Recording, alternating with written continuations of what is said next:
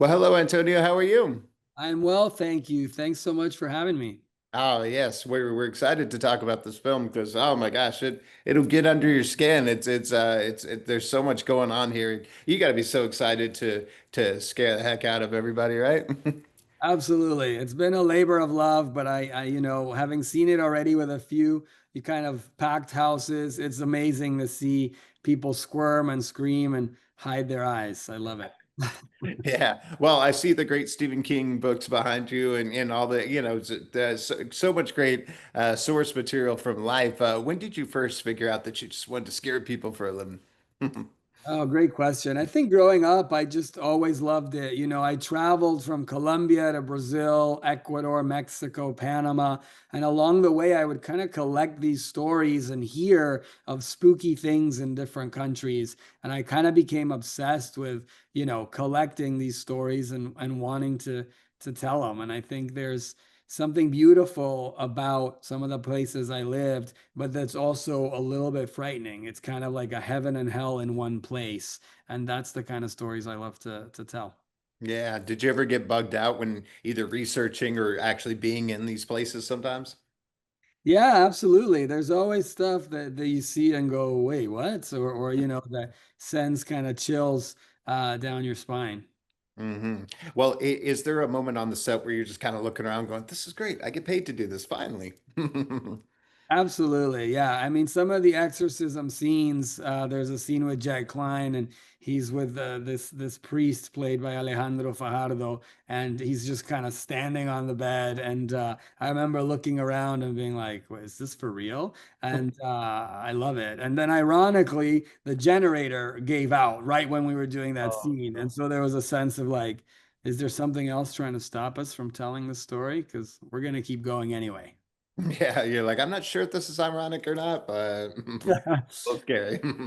Yeah. Well, it's got to be one of those great blessings too, because you grow up on the stuff and then you read it, and then all of a sudden you're able to do it. And that's pretty inspirational.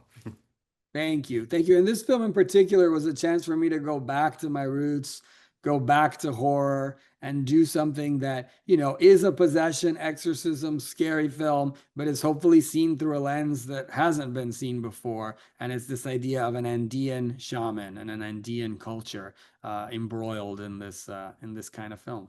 And I got to know also as well when you're doing the research for this, was there some things that you maybe had a conflict in of like, should I put this in there, or is that like, do you ever feel like there's maybe a line to cross where there's some people just won't touch certain things? Good question. I mean, honestly, my brother wrote the script, Daniel Yeah. Negret, so he already laid a lot of the foundation of what's there in the film. But it was very important for me that the shaman aspect be very authentic. So we worked in collaboration with over 80 families of the indigenous community of Chimborazo, who not only gave us permission to shoot there, but were actually behind the camera and in front of the camera. And so I would constantly ask actors like Humberto Morales, who plays the shaman and whose uncle was a real shaman, like, hey, what can we bring to this that's not in the script, but that is very authentic and that can kind of add a truth to what we're doing. So it was less about pulling back and more about adding and like, how can we make this even more real and even more scary? I love that. Well, what kind of advice would you give to some directors that are want to follow in your footsteps and tell great stories for a living?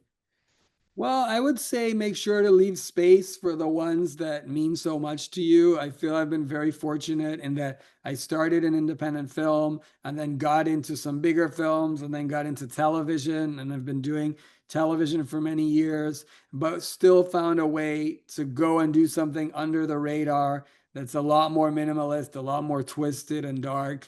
And it kind of was very fulfilling. So I would say, we all are always looking for new projects and new work, but try to leave space for the things that really scare you or mean something to you.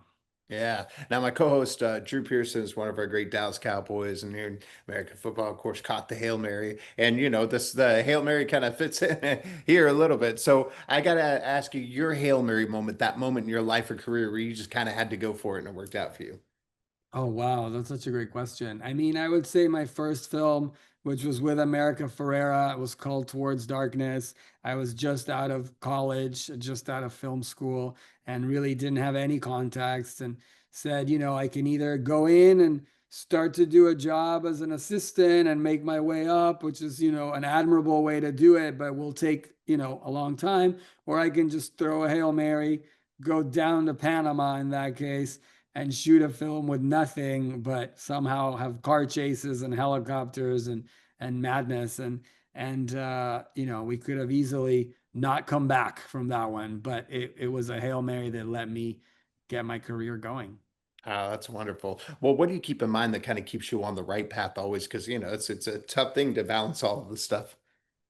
I think, as a director, just it's an honor to, when you're watching the monitor on set, you're kind of the first person watching the movie or the series, depending on what it is. And so keep your eye on that. There's so many distractions, but it all comes down to you're the first audience member. Is it working? And if it is, enjoy it. And if it's not, tweak it until it does. But kind of focus on that moment on set, and everything else is just noise.